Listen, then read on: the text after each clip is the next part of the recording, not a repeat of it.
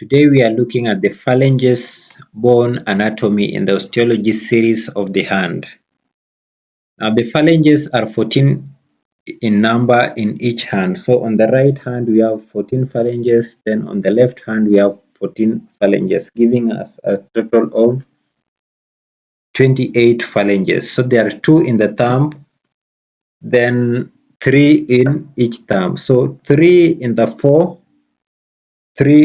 fingers on each side. That will give us a total of 12 on each finger. Then we have 2 phalanges on the thumb, giving us a total of 14. So there are 3 in each finger, and each phalanx is a short long bone. So phalanges are a type of a long bone with 3 parts: the base, the head, and the shaft. So here is a diagrammatic representation of the phalanges bone.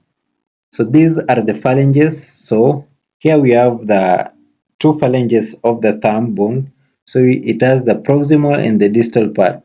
That is for the phalanges of the thumb. Then the 4 fingers of the hand, we have 3 phalanges. So this is the proximal, the middle, and the distal. Proximal, middle, and distal. So they give us a total of 14.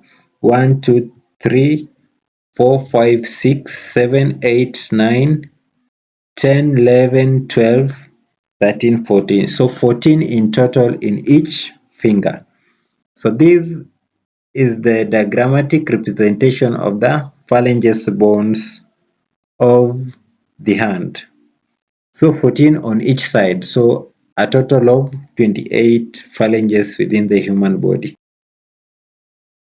So the base is the proximal end of the phalanges. Then it has concave oval facet for articulation with the heads of the metacarpals. Then the bases of the middle and distal phalanges possess a pulley-shaped articular surface.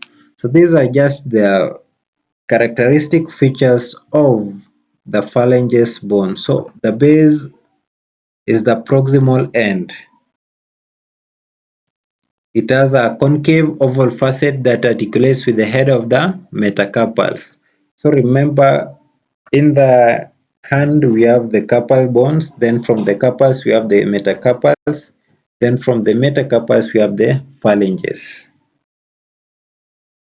Then we have the shaft. The shaft connects the 2 ends, that is the base and the head. Then it tapers towards the head. Then the dorsal surface is convex, unlike in the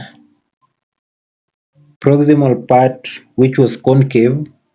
So the dorsal surface is convex from side to side, then the palmar surface is flat from side to side but gently concave in the long axis.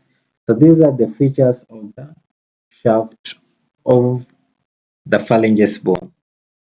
So here's a diagrammatic representation of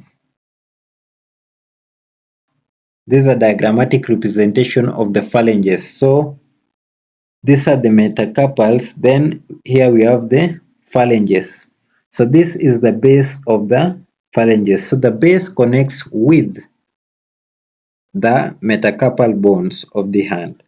Then we have the body, this is the body, or this is the body, then we have the head. So this is the proximal phalanges. Then we have the middle phalanges. It also has a head, a body or a shaft, and then a base.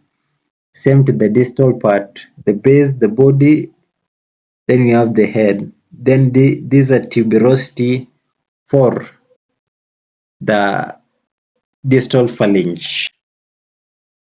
Then the head is the distal phalange, is the distal end of the phalanges, as you have seen in the diagram.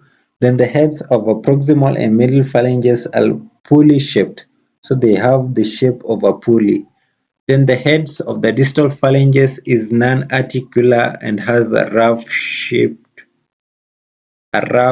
horseshoe-shaped tuberosity. So this is the tuberosity that we have seen in the diagram that we just looked at. So the heads of the distal phalanges, these are the terminal ends of the phalanges. So it is non-articular, which means it forms no articulation with any part of the body. So there's no joint between on the distal part of the phalanges, on the distal phalanges. So this is a diagram, another diagram showing us the phalanges. So this is the distal phalanx. One we call, if it is one, we call it a phalanx. If there are many, we call them phalanges. So this is the distal part. This is the part that we say has no articular surface. It doesn't articulate with any part of the body. Here's the distal, this is the mid phalanx. So here we have, this joint is a joint that we call the interphalangeal joints. Same here, we call this the interphalangeal joint. So this is the distal interphalangeal joint. This is the proximal interphalangeal joints. Then this is a phalanx, and this is a metacarpal bone.